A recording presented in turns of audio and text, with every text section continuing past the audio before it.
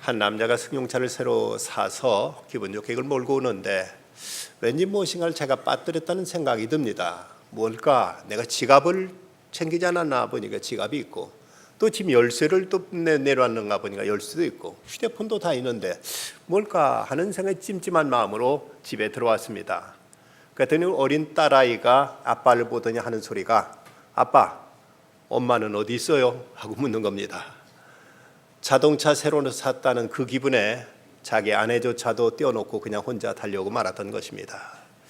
우리들은 어떤 시시한 것 챙기느라고 가장 중요한 것, 가장 소중한 본질적인 것을 놓치는 이런 경우들이 종종 있습니다. 미국의 유명한 영성학자인 고든 맥도날드가 쓴 하나님이 축복하시는 삶이라는 책에 보면 페르소나라는 배 이야기를 거기 싣고 있습니다. 어떤 바보가 보트클럽 회원으로서 이제 자기가 아주 화렵고 웅장한 이런 요트를 하나 자기가 만들겠다고 결심합니다. 그 많은 돈을 들여가지고 제법 큰 요트를 하나 이제 제작을 했습니다.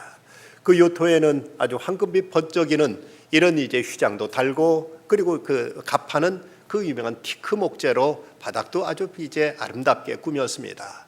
번쩍번쩍 빛나는 노쇠 이 주석들로 이제 이 요트 곳곳을 잘 꾸몄습니다만은, 그러나 결정적인 것은 배 수면 아래로 내려가는 그 배 용골이라든지 밑에 밸러스트 같은 것은 전혀 신경을 쓰지 않았습니다. 그는 말하기를 아무도 안 보는 곳에 돈이나 시간을 들여야 될 이유가 뭐냐?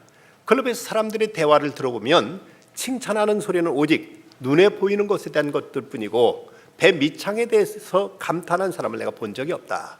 그보다는 도체 색깔이나 모양, 노쇠와 부속품, 선실과 편의시설, 갑판과 목재의 감촉, 이를 오후 보트 경주에서 이길 수 있는 속도와 기술 따위에 열을 내고 있다는 건 나는 잘 알고 있지. 그래서 자기가 원하는 대로 아주 화롭게 보트를 이제 제작해서 그것을 끌고 이제 시승식을 하게 됩니다. 이 페르소나호가 진수하던 날 보트클럽 사람들을 초청해 가지고 이 보트 위에서 커다란 이제 그 잔치를 파티를 열었습니다. 사람들은 그 특등 선실을 보면서 이 보트클럽 역사상 이렇게 훌륭하고 아름답게 꾸며진 이런 보트를 본 적이 없다. 이 공로로 이 사람은 곧 머자나서 이 우리 보트클럽의 회장이 될 것이라고 이렇게 칭찬 아끼지 않았습니다. 이 보트가 아주 유유하게 물결을 헤치면서 이제 한참을 이제 항해에 나가다가 수십 킬로쯤 육지에 떨어졌을 때 갑자기 풍랑이 몰려오기 시작합니다. 파도가 점점 거세지면서 이제 바람이 몰아치는데 거기서 불어지는 바람에 의해서 그만 그 돛은 쉽게 찢어버리고 돛대는 꺾여져 버리고 맙니다. 넘실대는 물에 의해서 물이 갑판 위로 이제 밀려오더니 금방 이 배는 중심을 잃고 침몰해 버리고 말았던 것입니다. 이 배가 이렇게 결정적으로 쉽게 침몰했던 이유는 수면 위에 대해서는 그토록 신경을 썼지만 눈에 보이지 않는 수면 밑에 대해서는 전혀 관심을 갖지 않았던 데 있습니다. 배의 무게 중심을 수면 아래로 잡아주는 용골이라든지 밸러스트가 없었기 때문에 이 배는 외관만 화려했지 배가 폭풍을 견뎌낼 수 있는 보이지 않는 부분의 안전에 대해서는 아무런 고려가 없었습니다.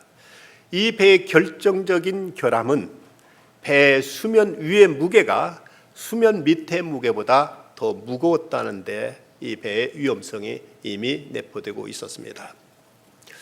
여러분, 이야기를 들으시면 생각나는 사건이 있죠. 세월호 말입니다. 18년이나 된 배를 사다가 이 배를 확장하고 수리하면서 많은 화물을 적재하기 위해서 이 평형수 같은 것을 잘못 계산하고 배 위에다가 많은 화물을 시켜서 배의 무게 중심을 위에다 놓았기 때문에 그 배가 급선회할 때 배는 쉽게 침몰해 버릴 수밖에 없었던 위험을 이미 그 배는 안고 있었던 것입니다. 어쩌면 이것은 우리들의 인생을 또 비유해주는 이런 상징적인 이야기가 될 수 있습니다. 우리가 살아가는 인생에 있어서도 바로 수면 위처럼 눈에 보이는 부분이 있고 수면 아래처럼 우리에게는 보이지 않는 부분들이 있습니다. 수면 위에 보이는 부분이라는 것은 우리들의 육체적인 생활로서 직장 생활, 물질 생활, 육체적인 어떤 건강과 사람들과의 어떤 관계 등 이렇게 눈에 띄는 여러 가지 많은 부분들이 우리에게 있습니다. 그런가 하면 눈에 보이지 않는 영적인 부분, 우리들의 인격의 부분, 우리들의 심성의 부분 등 이 눈에 보이지 않는 부분도 우리 안은 이제 안고 살아가고 있는 것입니다. 중요한 것은 우리 삶의 무게 중심을 어디에다 두고 살아가느냐에 따라서 어떤 역경을 닥칠 때, 어떤 인생의 풍랑을 만날 때 우리가 이런 풍랑 속에서도 든든하게 안전하게 우리들의 인생의 항로를 그대로 운항해 갈 수 있는 사람이 있는가 하면 자그마한 풍랑에도 쉽게 모든 걸 잡고자기 하거나 아니면 그 위험 속에서 이 위험을 헤쳐나가지 못하고 그 인생이 파손돼 버리는 이런 사람이 있을 수 있다는 사실을 우리는 간과해서는 안 될 것입니다. 오늘 본문 말씀에 보면 물질의 소유와 쾌락에 의해서만 행복을 추구하려는 한 사람의 이야기가 소개되고 있습니다. 예수님께서 많은 무리들을 모아놓고 말씀하고 있는데 한 사람이 나타나 찾아와서는 이렇게 예수님께 말을 꺼냅니다. 선생님, 내 형을 명해서 유산을 좀 나누라고 해 주십시오. 아마도 이 사람의 아버지가 갑작스럽게 돌아가시면서 그 유산을 자식들한테 분배해 주지 않고 그만 운명하시던 모양입니다. 그런데 어쩐 일인지 형이 아버지가 남겨놓은 유산을 다 차지한 채 그것을 동생한테 주지 않으니까 이 동생이 마침 예수님이 오셨다는 소리를 듣고 예수님한테 예수님 제발 좀 우리 형을 좀 야단치셔서 그 유산을 나하고 좀 나누라고 좀 말씀해 주십시오 하고 이렇게 부탁을 드리고 있는 것입니다. 이 부탁에 대해서 예수님은 의외의 대답을 하십니다. 14절 말씀 보면 이 사람아 누가 나를 너희 재판장이나 물건 나누는 셋으로 세웠느냐 이러시면서 예수님은 그를 책망하듯 이렇게 말씀하십니다. 예수님은 물질 문제라든지 재산의 어떤 분배 같은 이런 문제에 무관심한 분은 결코 아니십니다.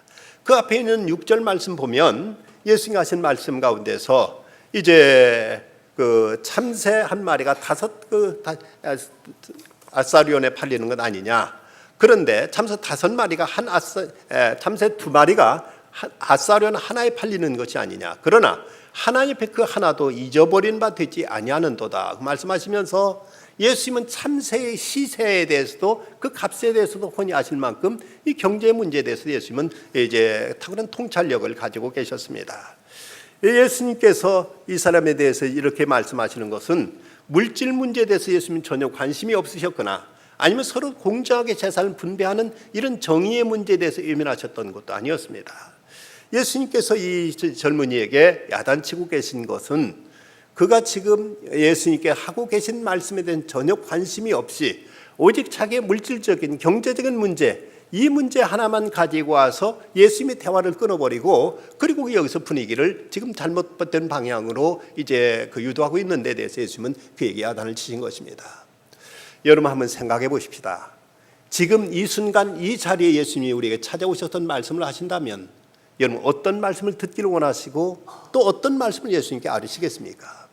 정말 우리 인생에 있어서 참으로 우리가 살아야 될 인생의 본연의 궁극적인 문제, 본질적인 문제 우리에게 구원과 영생의 문제를 말씀하고 계시는데 기껏 집안 얘기하면서 이제 예수의 말씀을 이렇게 맥을 끊거나 그 분위기를 다른 데로 끝나면 이건 대단히 유감스러운 일이 되고 말 것입니다. 우리가 일생일 때 한 번 이런 경험, 이런 기회를 맞을까 말까 한 이런 소중한 기회에 예수님이 지금 천국에 대해 말씀하고 계시고 장차 받을 심판에 대해서 말씀하시고 그런 가운데 우리가 구원받아야 될 그 구원의 진리를 말씀하고 계신데 지금 이 사람은 예수님 앞에 기껏 아뢰고 있는 얘기가 형한테 얘기해서 재산 좀 나누게 해달라고 이 부탁을 하고 있는 것입니다. 이에 대해서 예수님은 이제 예수님께서 하신 말씀은 18절 말씀에 보면 이르되 내가 14절 말씀에 이 사람아 누가 나를 너희 재판장이나 물건 나누 세우느냐 하시고 그러면서 삼가 모든 탐심을 물리치라 사람의 생명이 그 소유에 넉넉한 데 있지 않다 말씀하신 다음에 한 어리석은 부자의 비유를 들려주십니다. 어떤 한 큰 부자가 있었는데 그의 농사를 지었는데 농사가 대풍을 거두게 됩니다. 그러자 그는 걱정하기를 이 많은 곡식들을 어디다 다 저장할까? 이렇게 하면 되겠다. 내가 커다란 곡간을 짓고 거기다 이 모든 이제 곡식을 다 저장한 다음에 이제 더 이상 내가 일하지 않아도 더 이상 내가 고생하지 않아도 실컷 먹고 마실 만큼 재산이 모아졌으니까 이제부터 내가 편히 먹고 마시면서 내 영혼아 즐거워하리라 내 영혼아 먹고 마시고 즐기자 이렇게 하리라. 그런데 그 밤에 하나님께서 그에게 하신 말씀이 이 어리석은 자여 오늘 밤에 내 영혼을 도로 찾으리니 그러면 내 준비한 것이 누구의 것이 되겠느냐. 자기로 의 재물 쌓아두고 하나님께 부여하지 못한 자가 다 이와 같으니라는 말씀으로 예수님께서는 이 사람에게 이런 교훈의 말씀을 들려주십니다. 자, 여기서 우리가 생각해 볼 것은 이 부자의 경우 이 어리석은 부자는 나름대로 이제 열심히 살아왔고 그리고 농사를 잘 져서 많은 곡식을 창고에 거두게 됩니다.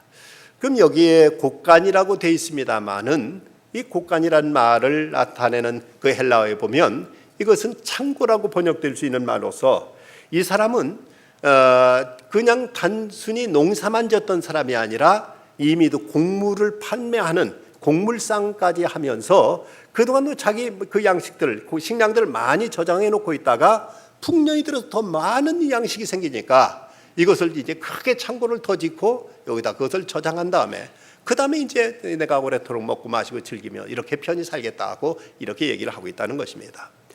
그래도 이 사람 몇 가지 점에서 큰 행운을 잡았습니다. 먼저는 그가 많은 재물을 얻었다는 것입니다. 어쨌든 그는 이제 그동안 사업도 잘 됐고 그리고 농사도 잘 돼서 그 쌓아놓을 곳이 없을 만큼 지금 있는 그 곳간에 다 보관도 못할 만큼 커다란 창고를 새로 지어야만 이제 이것을 보관할 수 있을 만큼 그는 큰 성공을 거두었던 것입니다. 뿐만 아니라 그가 얻은 많은 수입으로 인해서 더 이상 일하지 않고도 쉴 수 있는 여유를 얻었습니다. 19절 말씀 보면 또 내가 내 영혼에게 이르되 영혼아 열에 쓸 물건을 많이 쌓아두었으니 평안히 쉬고 많이 재산을 모아놨으니 더 이상 일하지 않아도 나는 이제 얼마든지 먹고 살 수 있게 되었다. 사람들은 이제는 좀 쉬어야 될 때도 어쩔 수 없이 호구지책으로 일을 해야만 되는 경우들도 있습니다. 한 가지 직업만 가지도 부족해서 투잡을 가지고 일하는 밤낮을 일하는 사람들도 있습니다. 이런 사람에 비해서 이 사람은 그동안 열심히 일했고 열심히 일한 덕분에 이제는 더 이상 일하지 않아도 편히 쉬고도 먹고 살 수 있을 만큼 이런 여유가 생겼다는 것입니다. 또 하나는 이제는 마음껏 쾌락을 누릴 수도 있게 되었습니다. 이 부자는 많은 수확을 거둬놓고 스스로 하는 말이 먹고 마시고 즐거워하자 하리라. 오랫동안 피땀 흘리면서 부를 축적해왔기에 그 부를 이용해서 그는 안락하고 풍족한 세월을 구가해보고자 하는 이런 보상심리, 그런 본능적인 욕망이 그에게 있었습니다. 사람이 먹고 마시는 인생의 쾌락을 즐기고 싶어도 재물이 있어야 먹고 마시고 즐길 수 있는데 이제 또 돈이 많다더라도 건강이 여의치 못하면 우리가 이제 즐길 수 없는데 이 사람은 돈도 있었고 건강도 있었고 이제 마음껏 모든 걸 누릴 수 있는 시간적인 여유도 가지고 있었습니다. 이렇게 돈이 많고 여유가 있어 무거운 일을 굴레에서 벗어나 마음대로 쉬고 놀면서 육체적인 쾌락을 즐길 수 있다는 건 분명 많은 사람들이 바라고 소원하는 일들일 것입니다. 세상에 가장 불쌍한 사람은 죽도록 일만 하다가 그대로 죽고 마는 사람이라고 하지요. 우리가 일했으면 때로 쉴 필요도 있고 때로 인생을 즐길 이유도 있습니다. 그런데 애써 실컷 고생만 하고 한 번도 인생을 쉬거나 즐기지 못하고 그대로 죽고 만다면 대단히 유감스럽고 참으로 불행한 일일 수밖에 없습니다. 이 사람 모든 걸 다 갖췄습니다. 돈도 많이 벌었고 아직 건강하고 그리고 이제 마음대로 인생을 즐길 수 있는 여유가 생겼습니다. 이 사람은 이런 많은 좋은 것들, 많은 그에게 이런 이제 혜택이 주어져 있는데 중요한 것은 그에게 결정적인 몇 가지가 그에게 없다는 사실입니다. 그 첫 번째는 그에게는 아무런 영혼에 대한 관심이 없었습니다. 그가 자기 말로는 그는 내 영혼아 내 영혼에게 이르되 영혼아 열에 쓸 물건을 많이 쌓아두었으니 평안히 쉬고 먹고 마시고 즐거워하자 하리라. 영혼에 대해서 언급은 하지만 그 영혼이라는 여기 표현은 자기 자신에게 그냥 하는 말이지 결코 자기의 어떤 속사람, 자기 심령을 두고 하는 말은 아닙니다. 진정 그가 영혼에 대해 관심이 있었다면 영혼의 양식은 하나님의 말씀을 찾고자 하는 자세, 또 영혼의 호흡이라고 할 수 있는 기도에 대한 관심은 전혀 없었고 오직 먹고 마시고 즐기는 육체적인 쾌락만을 그는 지금 얘기하고 있는 것을 볼 때 그는 영혼에 대해서는 아무런 관심이 없었던 것입니다. 사람이 먹지 않고는 살 수 없습니다마는 그러나 그렇다고 해서 우리는 또 육신의 양식만으로 살아가는 존재는 결코 아닙니다. 예수님은 40일 동안이나 금식하고 나서도 그리고도 예수님 하신 말씀이 사람이 떡으로만 사는 것 아니라 하나님 입으로 나온 모든 말씀으로 산다고 말씀하셨습니다.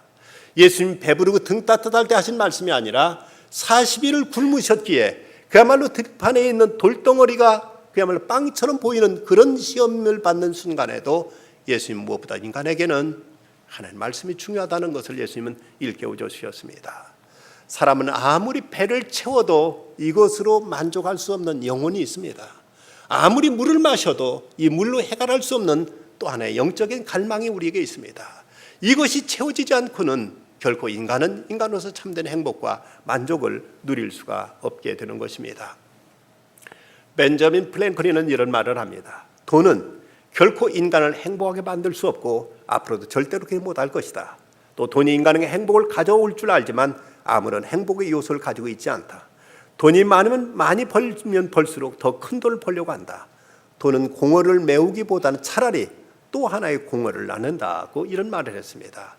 또 존 디 록펠러는 말하기를 가장 가난한 사람은 돈밖에는 아무것도 소유하지 못한 사람이라고 이렇게 말하기도 했습니다.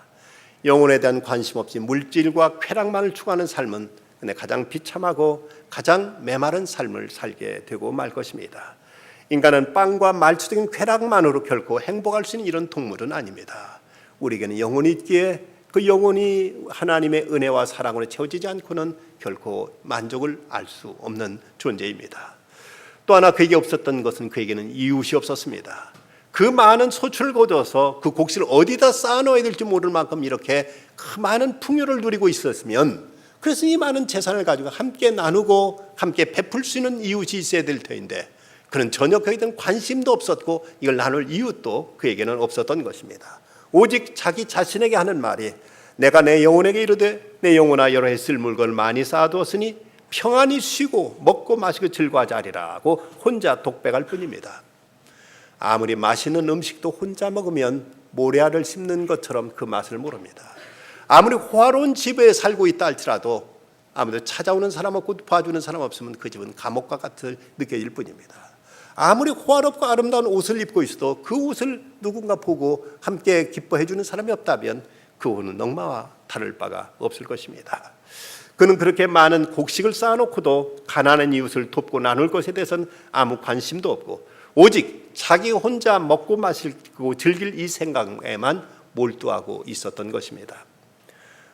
어느 가난한 한 유대인이 유명한 랍비를 찾아가서 이렇게 말합니다. 랍비님, 제게는 40년 동안 중마고우로 지냈던 친구가 있습니다. 무슨 일이나 함께 해왔지요. 그런데 그 친구가 갑자기 부모로부터 많은 유산을 물려받더니 그 다음부터는 저를 만날 생각도 거리에서 보면 아는 채도 하지 않습니다. 어떻게 도대체 이런 일이 있을 수 있습니까? 하고 물었습니다. 랍비가 이 사람을 데리고 창가로 데려갑니다. 그 창문을 통해서 밖에 보이는 이제 광경을 보여주면서 무엇이 보이느냐 하고 보니까 이 사람이 보이는 대로 길가 아이들이 뛰어놀고 있군요. 그리고 가로수가 보이고 사람들이 그곳을 지나다니고 있습니다. 하고 그 창 밖으로 펼쳐진 그 모습을 이제 얘기합니다.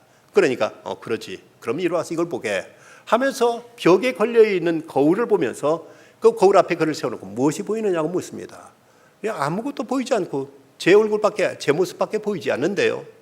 바로 그런 것이라네. 유리창이나 거울이나 똑같이 판유리로 되어 있지만 거울은 그 뒤에다 은을 발랐기 때문에 다른 이는 전혀 보이지 않고 자기밖에 못 보게 하는 이런 속성이 있다네.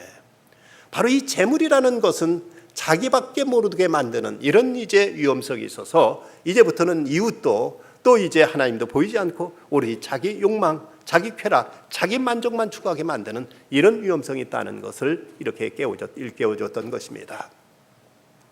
그에게는 이웃이 없었습니다. 그 많은 재산을 가지고도 누구와 함께 나누고 함께 즐거울 사람이 그에겐 없었던 것입니다. 또 하나 이 어리석은 부자에게는 하나님이 없었습니다. 이런 풍성한 소출을 거두고 나서 그 주신 바에 대해 감사하는 모습이 그에게는 없습니다. 물질에 눈이 멀게 되니까 지난 한 해 동안 햇빛과 비를 주시고 곡식을 잘 자라게 해주신 하나님께 대한 감사가 전혀 없습니다. 모든 것 자기 수고와 자기 노력으로만 된 줄 알아서 평안히 쉬고 먹고 마시고 즐기자고 이렇게 말할 뿐입니다. 돈에 눈이 멀다 보니까 하나님의 은혜도 축복도 모르고 감사도 찬송도 없습니다. 이런 모습에 대해서 사도 바울은 빌립보서에서 이렇게 말한 적이 있습니다. 내가 여러 번 너에게 말하였거니와 이제도 눈물 흘리며 말하노니 여러 사람들이 그리스도의 십자가의 원수로 행하느니라. 저희의 마침은 멸망이요 저희들의 신은 배요 그 영광은 저희의 부끄러움에 있고 땅의 일을 생각하는 자라.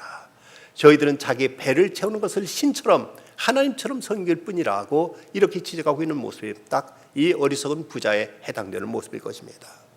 하나님이 없는 인생, 그것은 그 자체로서 이미 심판이요 그 자체가 인생의 실패일 뿐입니다. 야고보서 4장에 보면 오늘이나 내일이나 우리가 어떤 도시에 가서 거기서 1년을 머물며 장사의 이익을 보리라 하는 자들아 하고 이런 자를 악한 자라고 말씀하고 있습니다. 왜 그것이 악한 일인가? 1년 후에 어느 도시에 가서 거기서 장사해 가 내가 어떻게 이익을 보겠다고 하는 그것이 왜 나쁜 일인가? 중요한 것은 그 모든 자기 인생의 계획 속에 전혀 인생의 주인 되신 하나님에 대한 고려와 계산이 없었던 것이 바로 그에게 결정적인 죄였던 것입니다. 어느 때든 하나님이 우리를 불러가시면 우리는 하나님 앞에 갈 것입니다. 하나님에 의해서 우리들이 생명이 이 땅에 보냄을 받았고 하나님 뜻을 따라 이 땅에 살다가 하나님 부르시면 어느 때는 하나님 앞에 가야 될 터인데 그의 일생의 모든 스케줄에는 전혀 하나님 없이 오직 자기 자신의 모든 스케줄로만 모든 것이 메꿔져 있었던 것, 그것을 성령은 악한 자라고 이렇게 말씀하고 있습니다. 이렇게 희희낙낙하던 그에게 무서운 심판이 선포됩니다. 하나님은 이르시되 어리석은 자여 오늘 밤에 내 영혼을 도로 찾으리니 그러면 내 준비한 것이 누구의 것이 되겠느냐. 이 부자는 이렇게 여유를 즐길 때를 여러 해 동안 꿈꾸면서 노력해왔고 이제 그때가 되었다고 기뻐하고 있는데 그런데 하나님은 오늘 밤 그 영혼을 데려가시겠다고 말씀하십니다. 내 영혼을 도로 찾는다는 말씀은 생명에 관한 한 전적으로 하나님의 주권 안에 있음을 이제 말씀하는 것입니다. 그는 나름대로 열심히 일했고 여러 해 동안 쓸고 먹고 이제 누릴 수 있는 재물을 모았고 이제 소유의 기쁨과 육체의 쾌락을 누리며 행복하게 살기를 기대했습니다. 그러나 영혼에 대해서는 아무런 준비가 없었기에 갑작스럽게 찾아온 그의 죽음은 그를 영원한 심판으로 내몰고 맙니다. 그래서 그는 죽음을 슬퍼해 줄 이웃도 영원한 세계에서 맞이해 줄 하나님도 없이 가장 비참한 죽음을 맞아야만 됐던 것입니다. 과연 우리가 어떻게 사는 것이 인생을 바르게, 인생을 참되게 살아갈 수 있는 길인가? 여러 해 전 빌 클린턴 전 미국 대통령 정부가 들어선 지 몇 달 안 되었을 때 어느 날 오후 대통령의 절친한 친구였던 빈센트 포스터 2세가 포토맥강 도로의 휴게소에서 스스로 목숨을 끊은 자살 사건이 일어났습니다. 이로 인해서 미국 모든 국민들이 큰 충격이었고 대통령과 또 정부 관료들까지도 이로 인해서 큰 충격을 받게 됩니다. 일생을 함께 온 친구 곁에서 함께 일하도록 백악관에 올라가기까지 출세의 정상에 오른 이 남자가 자기 삶을 비관해서 스스로 목숨을 끊은 것입니다. 적어도 그 인생의 수면 위의 문제, 즉 사회적인 신분의 상승, 그리고 출세와 그는 이제 많은 이제 금료를 받을 수 있게 된 모든 것은 그는 대단히 성공적으로 그는 끌어왔습니다. 그러나 그에게 결정적인 문제는 수면 아래의 문제, 즉 보이지 않는 인간 내면의 문제, 영혼의 문제, 마음의 문제, 정신의 문제에 있어서는 전혀 그는 아무런 준비가 없었기에 갑자기 찾아온 그의 성공 앞에서 이 모든 걸 주체할 수 없었고 그리고 새롭게 주어진 그 업무에 대한 중압감으로 인해서 또 그에게 닥치는 여러 가지 많은 스트레스로 인해서 스스로 이것을 감당하지 못하고 자기 스스로 총을 쏘아서 자기 생을 끝내고 말았던 것입니다. 이런 인생의 모습에 대해서 20세기 초 플리처상을 3번이나 받은 미국의 시인 에드워드 알린턴 로빈스는 이렇게 묘사하고 있습니다. 리처드 코리시가 시내로 내려올 때마다 거리를 지나던 사람들은 그를 보았네. 말쑥한 얼굴에 귀티를 풍기는 늘씬한 몸매, 그의 머리끝에서부터 발끝까지 신사였다네. 그는 언제나 점잖게 차려입었고 말할 때는 항상 온정이 넘쳤네. 그의 아침 인사는 가슴을 뛰게 했고 그가 걷는 모습은 광채를 발했네. 그는 부자이다 못해 왕보다 부자였고 배운 바 모든 기품은 찬탄을 자아냈네. 우린 그저 그가 나도 저 사람이었으면 하고 부러움을 살 만큼 모든 걸 다 갖춘 사람인 줄만 알았네. 그래서 우리도 일하며 빛을 기다렸네. 고기도 못 먹고 살면서 빵을 저주했지. 어느 고요한 여름밤 리처드 코리는 집에 돌아가 머리에 총알을 쏘았네. 다른 이들은 모두 다 부러워했고 모든 이들은 그가 참으로 인생에 성공한 가장 훌륭한 삶을 살았다고들 그렇게 평했지만 이 리처드 콜이라는 사람은 다른 사람이 보여준 이런 외면과 이제 상대적으로 그의 수면 아래의 문제, 보이지 않는 그의 영혼의 문제, 그의 심령과 그의 양심과 그의 인격과 그의 가치관은 도저히 그 무엇으로 메꿀 수 없어서 집에 돌아가 총으로 머리를 쏘므로 인생을 종지부찍고 맙니다. 성경에는 참으로 지혜롭게 살았던 사람들의 이야기가 거듭 소개되고 있습니다. 옛날 아벨이 그러했고 에녹이 그러했고 노아가 그러했습니다. 아브라함과 이삭과 야곱과 요셉 등 믿음의 조상들이 그러했고 다윗과 여러 선지자들, 베드로와 바울 등 사도들, 그들은 언제나 영혼에 대한 관심을 가지고 하나님과 깊이 교제했고 그리고 늘 이웃과 아름다운 교제를 나누며 살았고 자기들의 심령을 하나님 말씀과 기도를 통해 늘 아름답게 가꾸며 살아왔습니다. 그래서 그들은 때로는 인생의 어려운 풍랑을 만나기도 했지만 우리 그 가운데 더 빛을 발하며 그 풍랑을 이기고 더 높은 곳으로 상승할 수 있었던 것이 저들의 보이지 않는 부분에 대한 관심 때문에 이런 일은 가능했던 것입니다. 미국의 플로리다주의 코럴리지 교회 그 유명한 제임스 케네디 목사님이 계시는데 이분은 그 전도 폭발 훈련으로 유명한 분입니다. 1년에 1600명 이상 전도한다는 50대 후반의 찰리 헤얼라인이라는 사람을 제임스 케네디 목사님이 언젠가 소개한 적이 있습니다. 전도 폭발 훈련을 통해서 이제 전도를 나갈 때는 항상 세 사람이 짝을 지어서 나가는데 한 사람은 직접 그 사람 만나 전도 대상자를 만나서 전도하면 옆에서 이제 그 말을 거들면서 같이 전도하는 사람이 있고 제3의 사람은 좀 떨어진 데서 이제 그 전도에 방해가 될 만한 전화가 오면 전화를 받아주든지 아이가 있으면 아기를 이제 살펴주든지 하면서 이 전도에 방해될 일이 없도록 옆에 살펴주는 제3의 사람이 있습니다. 그런데 한번 이 찰리 헤얼라인이라는 이 사람이 제3의 역할을 하면서 이제 그 첫 번째 사람과 두 번째 사람이 전도를 하고 있는데 저 이제 복음을 제시한 다음에 어떻게 이제 예수님을 영접하시겠습니까? 하고 물었습니다. 그랬더니 전도를 받던 사람이 엉뚱하게 그 아이를 봐주고 있던 제3의 사람, 그러니까 찰리 헤일라인이라는 그 사람을 가리키면서 예수 믿으면 나도 저분같이 된다면 저도 믿고 싶네요 라고 이렇게 말을 하더랍니다. 그런데 이 찰리 헤일라인이라는 이분은 딸이 납치되어서 살해된 채 발견되는 그 참혹한 고통을 겪었던 분입니다. 그런 과정을 통해서 하나님의 은혜를 경험했고 그리고는 딸을 죽인 범인을 찾아가 용서했고 그에게 복음을 전해서 예수를 믿게 한 사람입니다. 그는 이런 간증을 합니다. 딸의 사건을 경험한 다음 이 세상을 이해하지 못할 상황도 용서하지 못할 상황도 내겐 없다. 내가 그렇게 용서할 수 있었던 것은 내 자신이 어떤 사람인가를 깊이 묵상했기 때문이다. 자기 딸을 죽인 그 사람 못지않은 내 안에 있는 처참한 죄악을 하나님이 보시고 나를 위해 그리스도를 주시고 나를 받아준 그 사랑을 생각할 때 나는 결코 그를 용서하지 않을 수가 없었다고 이렇게 말합니다. 세상에 자기 딸이 범인에게 끌려가서 처참하게 죽임을 당한 상황 속에서도 이런 엄청난 풍랑을 만난 상황에서도 그 영혼을 추스를 수 있었던 것은 바로 그의 믿음 때문이었습니다. 하나님의 은혜를 하나님의 사랑을 체험한 그의 속사람의 강건함 때문에 이 격한 상황에서도 넉넉히 이 모든 걸 이겨낼 수가 있었습니다. 2009년 지금부터 5년 전 SBS 방송에서 그것이 알고 싶다 700회 특집으로 2부작 돈나라 사람나라라는 제목의 프로그램을 제작한 적이 있었습니다.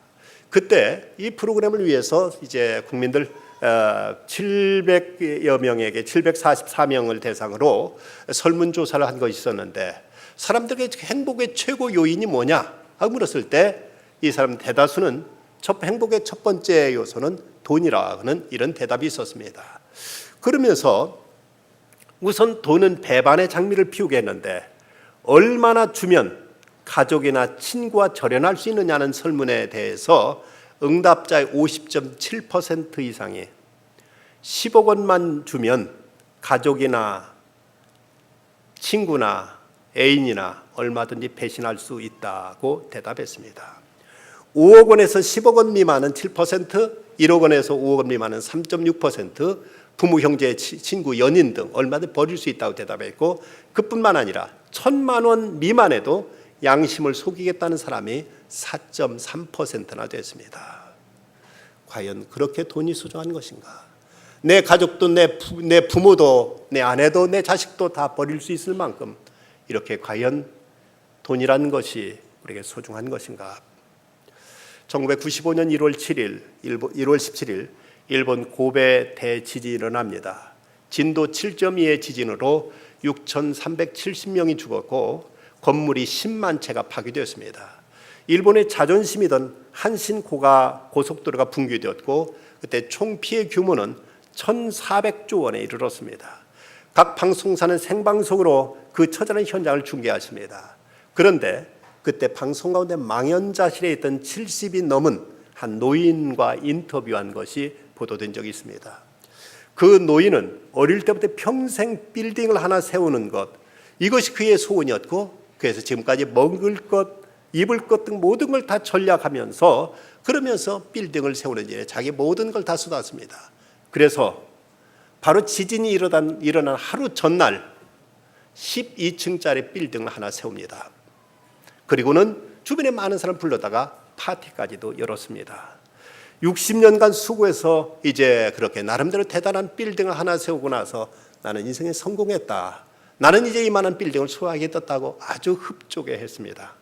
그런데 파티를 열고 나서 바로 그 다음 날 지진에 의해서 그 12층짜리 빌딩은 산산조각으로 이제 그대로 붕괴되고 파괴되고 말았습니다. 그런데 설상가상으로 이제 건물을 건축하고 나서 준공하고 바로 다음 날이었기 때문에 아직 보험도 들지 않았기에 그 인생의 모든 노력은 한 줌의 먼지로 날아가 버리고 말았습니다. 눈에 보이는 것들만 우리가 추구하고 산다는 것은 어느 날 이런 처참한 사실을 우리 앞에 부딪히게 만들 수 있습니다. 일상생활에서 하나님 말씀을 읽고 또 하나님 앞에 나와 기도하고 또 이렇게 이 시간 하나님 앞에 나와서 예배드리는 것, 이런 것이 어떤 보이는 육체적인 관점에서는 아무런 의미 없는 일들로 여러분 느껴질 수 있을 것입니다. 이 시간에 차라리 집에서 편하게 낮잠이나 자는 게 낫지 않느냐?